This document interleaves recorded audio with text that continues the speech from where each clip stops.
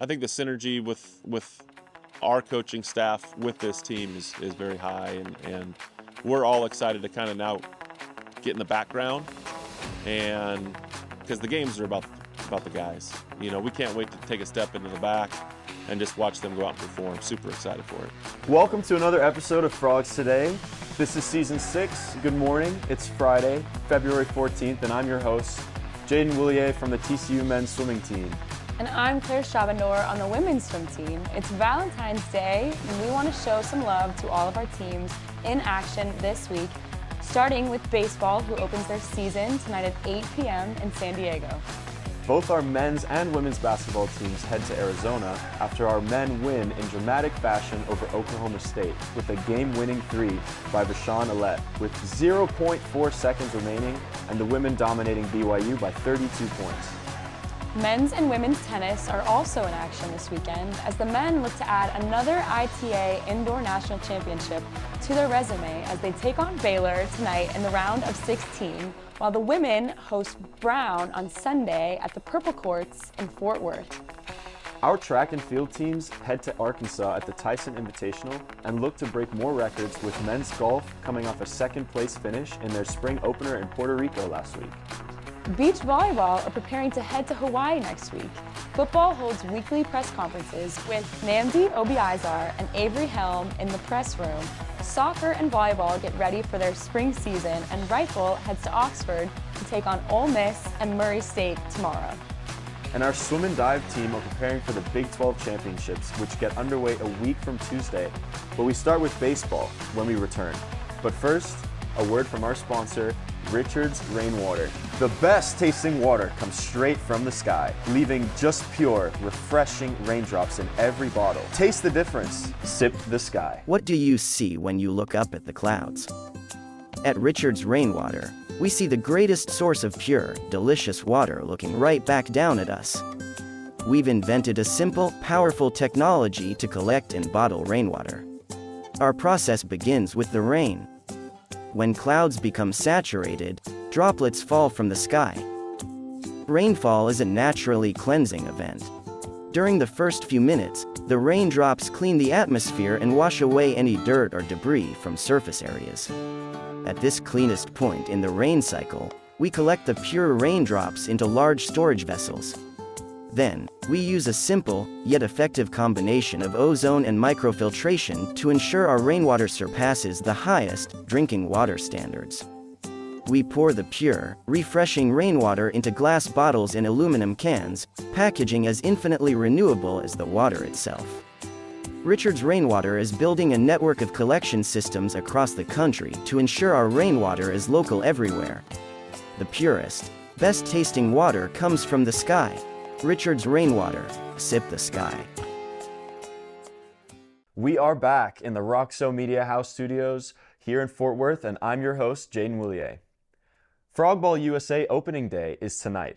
Head coach Kirk Saarloos and his baseball team are in San Diego for a 4-game series to open the season tonight at 8 p.m. Finally, the team gets to be all in the same dugout.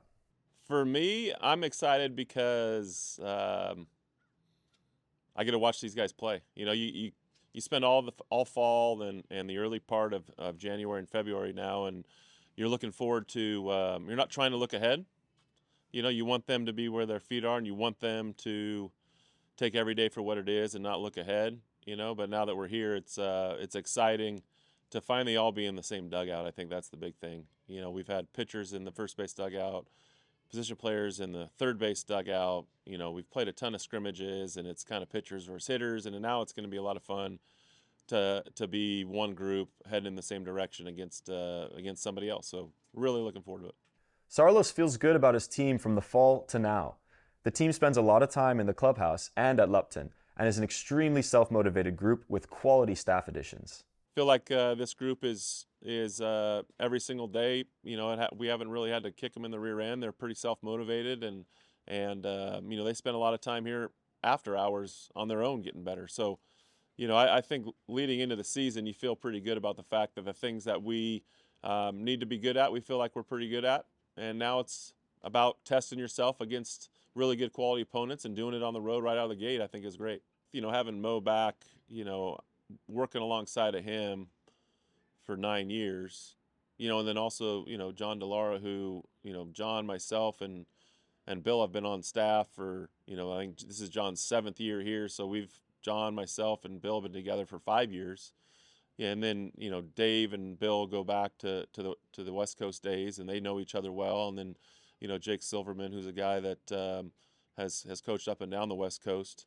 So I feel like we all fit in. And then Evan Skaug, Evan Skaug's, a undergrad assistant coach who's been with us for 2 years now and has done a phenomenal job with our catchers. And so I think what you have is a lot of guys that can do a lot of different things, have coached a lot of different areas.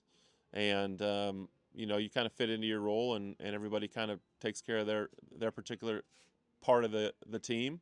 San Diego finished the season with 41 wins last year, advancing to the NCAA regional round. And with the 4-game series starting tonight, what's the lineup looking like for the Frogs, and what should we expect from San Diego? We feel pretty good about, they go right, left in terms of their starting pitchers on the weekend. Actually goes right, left, right.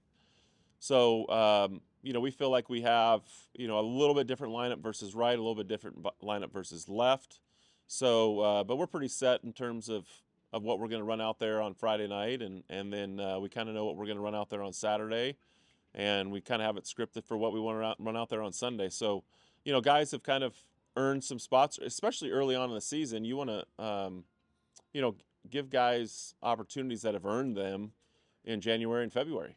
That's the big thing. I think and then once the season starts, we don't really make the lineup anymore. It's basically the guys that are playing make the lineup, and guys that want to play more, when they get their opportunities, they force our hand when they do well. And it's not just getting hits and throwing up zeros, but it's about how they do it. So, after the first basically 2 games, it's pretty much up to the players to figure out who's going to force our hand to make sure we pencil them in the lineup. They have, not a ton in terms of guys that spent a lot of time in their everyday lineup last year. I think they probably returned 3 or 4 starters, and they're a little bit more, they're a little older on the mound, but, they're always going to swing the bats and be offensive. So, whether they have, 4 or 9 returning guys doesn't really matter, especially early in the season when you don't have a ton of tape on the other team. Especially for them, they're going to probably run out guys that we don't have any video on. So, early on, it's trying to figure out, how we're going to attack them, what we're going to do. But, they have a really special 2-way guy that'll start Sunday for them and is kind of one of their leading hitters as well. So they're going to run the base paths well. They're going to use the inside game quite a bit. So, we're going to have to be ready to play baseball, and wherever they throw at us, we'll be prepared for it. Lastly, Sarlo spends a lot of time catching all the TCU sports across campus and uses knowledge from other TCU coaches as a benefit to how he performs as a coach with his own team. Spent a lot of time talking to Jamie, and especially in basketball when it's a fast-moving sport where, he may react to something, but he's got to move on really quickly. And in baseball, you have a tendency, at least I do, to maybe, hang on to something that happens because it's a little bit slower pace. So, watching him being able to move on from play to play and talking to him about that, or to Mark, and, but even, just all the different sports have their different, I think, challenges for the coach. And, the great thing about TCU is having a close-knit group where, we all, support one another. And, I talked to Bill Alcorn quite a bit in terms of when he just got here, in terms of some different things with the golf program. We have a former player that's with him on the golf program with Sean Weimer. So there's a lot of crossover, but there's a lot of conversation back and forth in terms of, hey, how do you do this? Or I'll call Eric Bell and say, hey, how do you guys, handle this situation? And I think that's the unique thing about TCU is that, there's not a ton of sports, but there's a lot of crossover, and there's a lot of support from one coach and one program to the next. Frog ball in action tonight, 8 p.m. first pitch at the University of San Diego. Catch that game on ESPN Plus and on the radio at KTCU 88.7. And also, Frogs Today will be on location, bringing you pre- and post-game sound and in-game updates on our socials and website at Frogs Today and frogstoday.com. Now to basketball news. Both teams are in Arizona this weekend, with the men kicking off the weekend tomorrow in Tempe at Arizona State, and the women taking on Arizona in Tucson on Sunday. Prior to the road trip, our men took down Oklahoma State, and after leading the entire game, the Cowboys got themselves their first lead with 18 seconds to play, and with just 3 seconds to go, the Frogs were down by 1.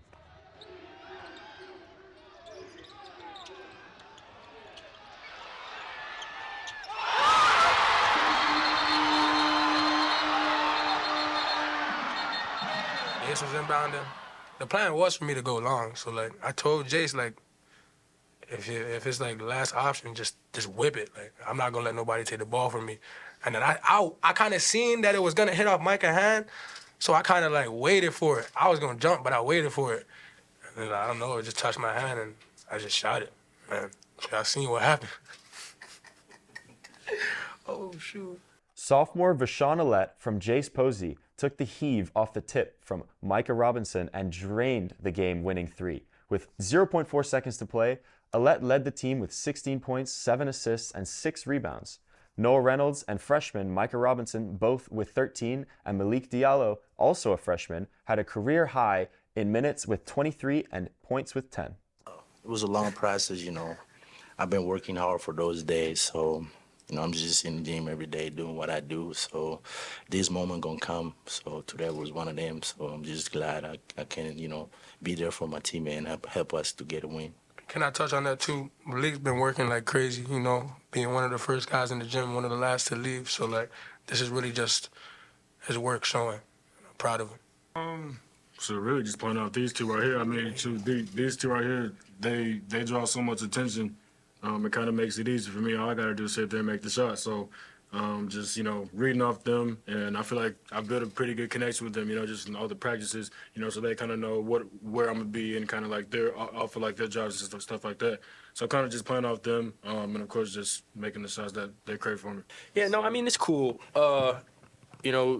scoring points, but, it's really just been the journey, I've been to a few stops, and I've just got to learn from a bunch of high-level coaches at every stop I've been, Hall of Fame coaches. So I'm just super grateful for everything I've learned in my college experience, and I'm going to continue to keep learning. So, it's pretty cool. Adding to his 13 points, Reynolds also had 8 assists and 5 rebounds, and he talked after the game about how close the team is and how proud he is of the consistent work ethic his team shows on a daily basis. One thing that I've stressed to the coaches and then the guys as well is like, really around this time of the year, you'll see teams all over the country with guys who are starting to maybe not enjoy coming in and doing the process every day. And something I can say about this group is these guys enjoy the process every single day. They still enjoy coming in and practicing and playing hard and competing in February. And, regardless of role, situation, it doesn't matter. Guys are still getting in their work. Guys are still developing. And that's what I love about this team is regardless of what hand everybody here has been dealt, they're still contributing towards the team in a positive way. So, I got to give it up to all the guys. Just like our approach every day to come in and compete is unlike any other team I've seen. So Dixon's team is 13-11 and 6-7 in the Big 12 and looking to jump into the top half of the standings as all 3 7-6 teams ahead of them they have beaten, including 6-7 West Virginia. Frogs today will be in Tempe as the Frogs take on Arizona State tomorrow at 7 p.m. at the Desert Financial Arena. Our pregame show will air on all socials at 6:30 p.m. The very next day, our number 11 women take on Arizona, and Frogs today will head south to Tucson to bring you coverage of Mark Campbell's team as they look to stay atop the conference. Currently at 11-2, tied with Baylor and Kansas State after a 32-point win over BYU on Tuesday last week. Campbell emptied the bench, playing 10 players in the 79-47 win over the Cougars. The Frogs held the Cougars to only 4 points in the fourth, and the bench accounted for 29 points, led by Deasia Merrill with 9 points and 7 rebounds, and Una Jovanovic with 7 points and 6 assists. I would say just continuing to work hard and remind myself why I play basketball. Like, I love it so much. So that's basically it. And yeah, if just staying true to the work, and that's basically it. Yeah. I think my teammates have helped me a lot. They continue to motivate me and just like tell me, the things that I'm good at. And I know that I've worked hard over the last few months. So, just being ready when my number is called and just stepping up. I guess I don't really think about anything in particular. I just kind of see what happens. But yeah, I would say again, kind of with the first question, it's just from reps and practice all the time. And like paint touches is something that we really value and coach really values. So I try to stay true to that, and something will open up or I'll have something open. So, yeah. I think we just need to continue to work on just like playing the game right. I think that's the most important thing. And just, when we have these leads, like not taking our foot off the gas and just working on each other. It's coming down to like March and stuff. So everyone's going to have to start stepping up. And when we need those players to step up, I think it'll be good for us. I would say handling like full court presses, that kind of stuff. I think a lot more teams are going to throw that at us. I don't know, last couple games in a row, everyone's done that. So I think we're doing a lot better now at it. So we get everyone's best shot each game. So I'm a very competitive player, and so are my teammates. So when we go out there, we're just competing to win. And, I like it. I love my teammates, love this team, and I know we can go really far. 4 players scored in double digits for the 10th time this season. Golden State Warriors star Jimmy Butler was courtside taking in the game, and Merrill and Jovanovic were starstruck. I couldn't believe it. I saw him walking. All my teammates were like, "Is that Jimmy?" I didn't even know he was over there, honestly. No, yeah, I have so much. I love that guy. He's such a good player. So I don't know him, but she was starstruck. I was. That was very cool. Yeah, that was cool. Hopefully, we get some more celebrities out there to come to our game. Sexy Red. If you're watching this, come to our game. But that's pretty cool. Sexy Red, if you are watching this, Deasia has thrown out the invite. Sunday, a 3 p.m. tip at Arizona, and the team stays out west to take on Arizona State on Wednesday at 7:30. Now to men's golf and rifle. Returning from Puerto Rico on Tuesday as runners-up of the Palmas del Mar Collegiate, after leading the field on days 1 and 2, and even after a strong 19-under finish, Arkansas went from 14 under to 21 under to win the event. Joe Pagden at 8 under and Jack Beauchamp at 4 under placed 3rd and 7th. Pagden's 3rd place finish was his best of the season so far. The team heads over to Las Vegas a week from Monday. Your number 5 ranked rifle team took 3rd place at the Patriot Rifle Conference Championships, with Alaska Fairbanks taking the title. Katie Zahn finished 3rd overall, while Riley Passmore was 9th. Passmore shot a career high in the event. The Frogs travel to Ole Miss this Saturday for 2 events against Ole Miss and Murray State. Claire has women's tennis, track and field, and soccer news when we return. Welcome to the Squire Shop. We are locally owned and operated since 1994. We specialize in the finest men's clothing that the market has to offer at affordable prices with unbelievable service. We do custom clothing all the way to more casual, Peter Millar, Johnny O, kind of everything. Well, my dad's the owner, so I've been around retail my whole life. Oh, it's great. I mean, it's the best boss I'll ever have. I know that. We love our TCU community. They have been so good to us. Come see us today. Go Frogs! We are back here at the Roxo Media House Studios, and I'm Claire Chahbandour. Women's tennis is finally back home after a 4-match road swing to host Brown on Sunday at the Purple Courts at 2:30 p.m. The team returns home for 4 out of the 5 next matches, and head coach Lee Taylor Walker and senior captains Jade Otway and Issa Pascal talk about their spring so far. Yeah, I mean, I think it's been going great. We've got a good couple of wins under our belt and had some challenging matches, but overall I think the team's in a great place. We've already had Maya and Cayetana join us, and they've fit in really well and been great additions to the team. And overall, we've had a super fun season so far. We haven't been at home yet, so really excited to come back, but we've had some tough losses and we've learned from them, and I think we've improved every match. So really looking forward to being out on the Purple Courts, and yeah. It's really 3 things. So we've got to clean up our doubles commitment and discipline. Like, our philosophy is very clear. It's not difficult to understand. It's difficult to have the courage to execute it, but we got to rep it out enough. The second thing is we've got to have just clarity with each player's game identity. You can tell there's a few players that are kind of like, they're competing hard, they're trying hard with a good attitude, but maybe they're a little unclear in what they're doing out there, or a little unclear in what it is they're actually hunting for. So identifying their strengths. And then I would say 3, just managing the big moments of the match, and talking about their mental routines. Some of our players work with Matt Johnson, and others we work with off the court. But in these high pressure moments, you got to have your mental routines already sorted out. You can't be trying to figure out what it is you're trying to do in a massive point where the crowd's right there and it's down to your court. It's very easy to be overwhelmed by that if you don't have pre-established routines of what you're going to do in that moment. So those are our big 3 things. And if we get those 3 things kind of taken care of the next couple of weeks, I truly expect us to compete for a Big 12 championship. If we don't do those things, we're going to be fighting right there in the middle, upper end of the pack with all those teams that are really solid. Yeah, the score even at Santa Barbara, you can tell, we were the doubles point so close, the singles winning 4 out of the 6 first sets, and we all know what happened there. It was a tough match, and we're also confident. We're already looking forward to this weekend to get those matches in, and we're just more confident than other years in terms of okay, we know what happened, and we just need to believe in ourselves and know that we're ready for those opportunities and those teams that are gonna come now. So we're just trying to work on those little things that we are working on, and just ready for it. Otway and Pascal talk about their leadership and what that looks like in their final season as Horned Frogs. Issa and I love this program so much, and we both came in 4 or 5 years ago as completely different people, and we've seen the way it's transformed us as tennis players and people.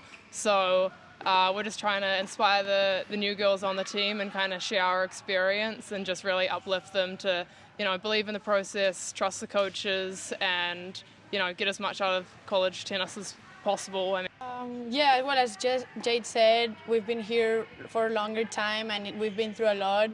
And it's just, obviously, having captains, it's a tough role because there's a lot of responsibility and pressure, but at the same time, you earn that. And I think that's something that we've been able to earn during the years, and also being able to do it with Jade. It's easier to have that role, since we both not that we always agree, but at the same time that's good that we can see both sides and we can help each other on that, and then just encourage the girls and help them and be a role model for them too. With 4 matches left on the non-conference schedule before Big 12 play begins, what has it been like, and what does competing in the Big 12 look like? Well, you've got Oklahoma State, who's a top 5 team. You've got UCF, who's a top 20 team. You've got Baylor, who's a top 20 team. You've got Arizona State, who's already knocked off a top 15 team. They're up in the top 25. So you've got a lot of good teams. At Texas Tech's in the top 25. So I think we're sitting with 6 teams in the top 25. And we know the ranking formula. We know how it works. That's why this past Sunday was such a bummer, because we knew a win at UCSB kicked us into the top 25. So it was a heartbreaker, but I told the players, it's going to make us better. Maybe we go out there and win that match and we're a little arrogant and we aren't as hungry to learn and improve and get better. Maybe by losing, we're a little bit more focused and we're going to get more out of our players these next couple weeks. So there's always a positive to take away from things. And so even though that match kept us out of the top 25 and kind of hurt us initially, I think it's going to pay off. The team looks a little different, even from just the fall, with addition of freshman internationals Maya Drozd from Germany and Cayetana Gay from Spain, who joined the team in January. They talk about what it's been like the last couple of months with the team and what the journey has been like to Fort Worth. It's an experience. It's different. I haven't been really prepared for it. I got to know so many different facts about college that I haven't known before. The team is great and they've been helping me a lot to just adjust to it. The matches have been fantastic. The atmosphere. I'm really looking forward to our home match on Sunday when our fans come and support us. It is very nice. I like it. It's fantastic. They are very nice. They are very easy girls, and I feel so comfortable here. I'm very happy with them. I've been talking to the coaches a lot, and they just stood out. It was different talking to them. They were taking it very professionally, took their time, set up meetings, and I just felt really safe with them, with TCU. Yes, right. I came for my visit on October. I really like the coaches, the players, the team, the spirit they have. So I decided to come here on January, and I've been here for 3 weeks, and I like it. I'm so happy here, and I'm really excited to be part of a TCU family, of Frog. So yeah, I'm very happy. We bonded a lot with the team. We had a great time. Also, being so many Europeans on the team, you kind of have a lot of similarities. And we get along super well. They're all really nice, and it's been great. Drozd and Gay speak to what they want to bring to the team to help them continue to progress and be ready for conference play. And also, what has their impression of Fort Worth and maybe some go-to spots? I'd say I can do a lot with my serve. I mix in some slice, a lot of variety, but I also like to get in, like be aggressive, play my game. And yeah, that's what I hope I can bring onto the next match as well. I think that I like to train very hard, so I'm trying to train very hard with my teammates, so they are trying hard too. And then I think that I can do it well in doubles matches and also in singles. So yeah, I'm looking forward to do it. I mean, we've been to the Stockyards, amazing experience. But just in general, our campus is super nice. Like outdoors, just sitting and studying a lot of green areas. I like it a lot, just being here. I think that Spain is the best country, but I'm very happy here. People is very nice, and I like the city. It's like very calm, and yeah, I'm happy. The team is gelling just fine, and with Big 12 starting at the end of the month, it is important if they want to make their mark in this league. Yeah, it's been great. We have even another Spaniard, which is going to be one less, but then we're adding another one, and that's just great to have so many internationals, and the way we're all able to, you know, in a way, even though we're different at the same time, we're able to help each other, and we can feel more for each other, and that's also what I think help us also on the court to when we really need to fight for one another will help us make the difference also. You know, a large part of our preseason is just connecting as a team, bonding, going to team dinners, getting to know each other, and if we can love each other and support each other, which we do, we're going to see those results on the court as well. So, yeah, a large focus of our preseason here at TCU earlier in the year was connecting as a team, and, you know, Maya and Cayetana have fit in fantastically, and they're a joy to have around, and obviously they raise the level of our tennis program as well with their abilities. So, yeah, it's been amazing to have them here, and looking forward to seeing what they can contribute for the rest of the season. The team won the NIT National Championship 2 years ago and then just missed out on getting a bid into the NCAAs last year. This year looks even better, according to the captains. And Coach Lee Taylor Walker said, "It's time." Yeah, we're knocking on the door, but it's time. You know, it's like, okay, you win the NIT, you're ranked around 45. Last year, we're ranked between 30 and 45. We're one of the first teams out of NCAAs. It's time. Okay, we've got a lot of upperclassmen. This is not a year where we play close and we're a first team out or NIT. It's time to go. And our players know that, and they want that, and it's just the reality of the situation. So we're fine with that. We're excited about that. We're happy about what the program did the last 2 years to get it back on the right track, but it's time to take it to another level. Look at the camera! Let's go! Here we go! Now to the track. Freshman India Mayberry of our number 22 ranked women's indoor team has the world-leading time in the 200 meter with her 22:41 at the New Mexico Collegiate Classic last week. She is the nation's leader in the 60 meter, and in running just her second 200 meter, she broke the school record and has the 7th leading time in collegiate history. Mayberry is the number 1 runner in the 200 and 60 in the USTFCCCA. She was also the Big 12 Track Athlete of the Week. Men's sprinter Cashy Crockett is ranked number 9, posting his best time in the 200 meter at 20.61. the 5th best time in the school history and 8th fastest in the NCAA this season. There is a new hurdles queen at TCU. Amari Kulava breaks the 60-meter hurdles school record with an 8.13 ranking in the top 20 at number 16 in that event. Sticking with the women, in College Station at the Charlie Thomas Invitational, another standout is Elise Dobson in the pentathlon, smashing her career best time by 20 points with 3,767 total combined points. For the 60-meter hurdles, high jump, shot put, long jump, and the 800-meter. And let's not forget about Tabitha Nagao, for the second consecutive week, breaks another school record in the mile at A&M with a 4:48.24. And then, in the 800-meter, a facility record she broke a couple weeks ago, she broke again. They're at the Tyson Invitational this weekend in Fayetteville. Let's talk pro frogs. Congratulations to women's soccer 2024 grad Cam Lancaster, who just signed with the Dallas Trinity of the USL Women's Super League. The midfielder, in her 4 years at TCU, scored 19 goals and 22 assists, ranking her in the 3rd all-time in assists and tied for 8th in points. Another pro frog, Yasmeen Ryan, was selected to the U.S. Women's National Team for the She Believes Cup opening play against Colombia on February 20th in Houston. Ryan won the NWSL championship with the Portland Thorns in 2022 and currently plays for the Houston Dash.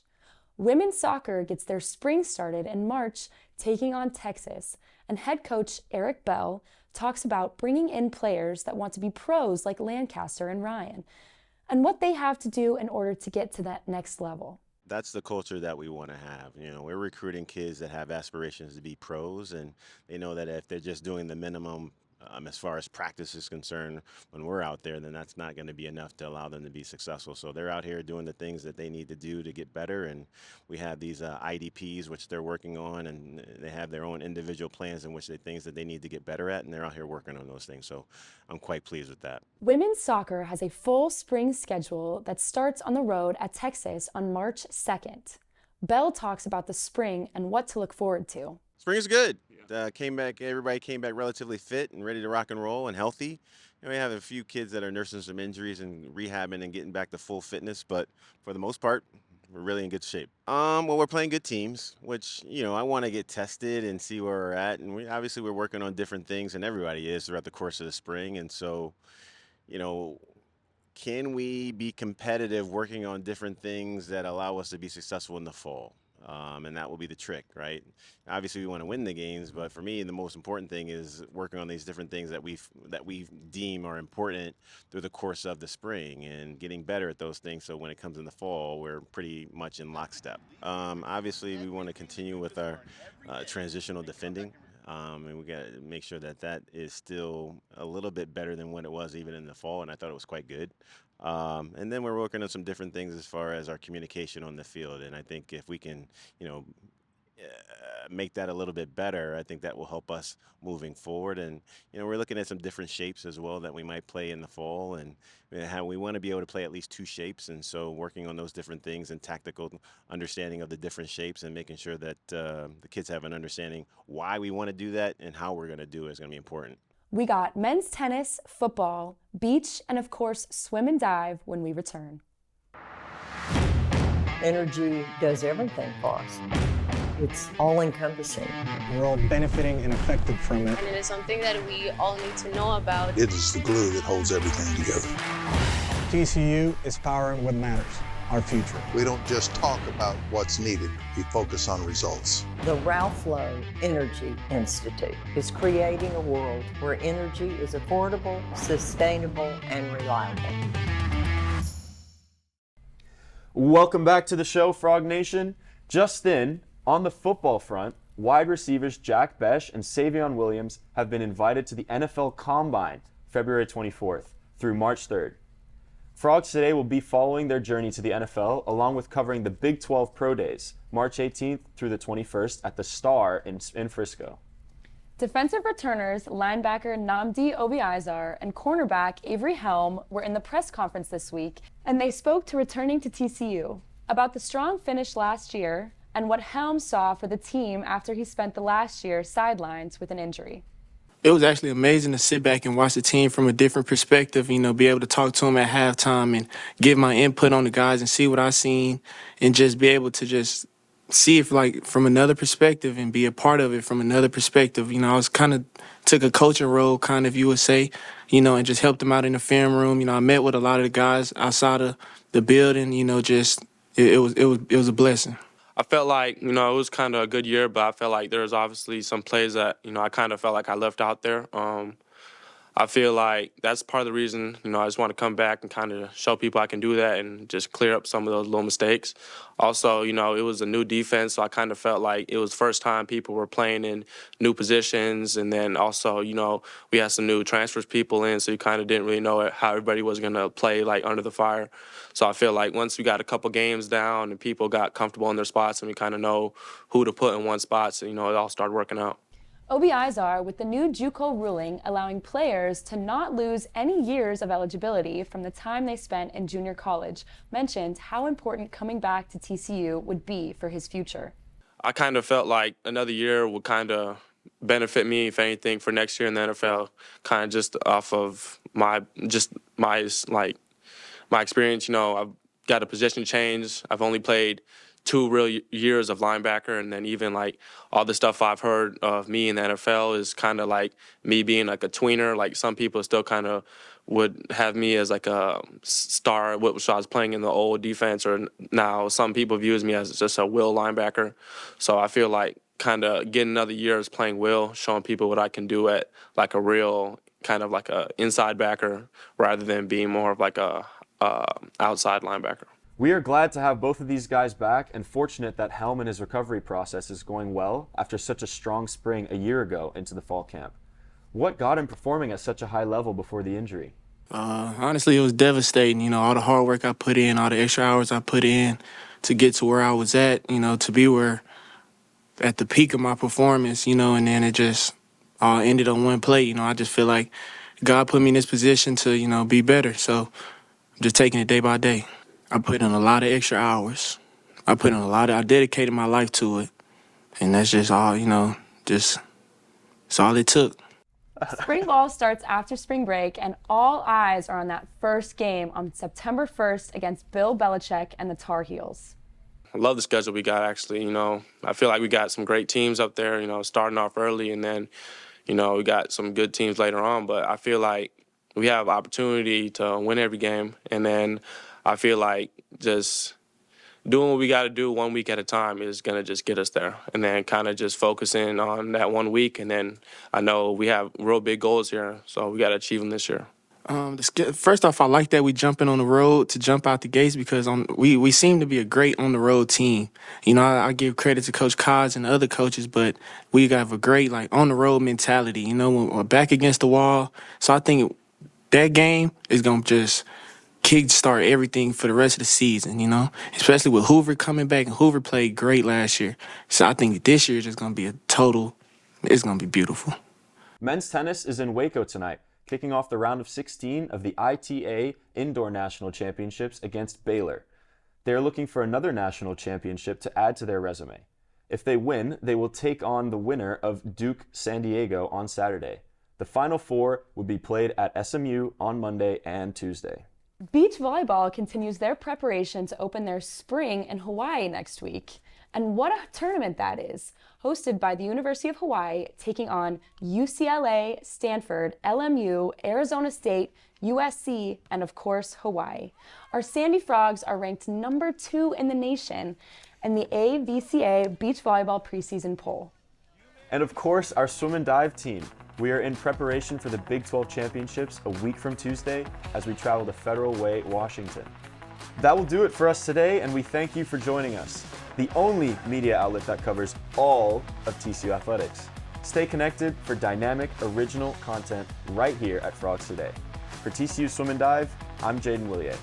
And I'm Claire Chahbandour. For everyone here at Roxo Media House, this has been Frogs Today for Friday, February 14th, Thanks for watching, and happy Valentine's Day, everyone. Go Frogs!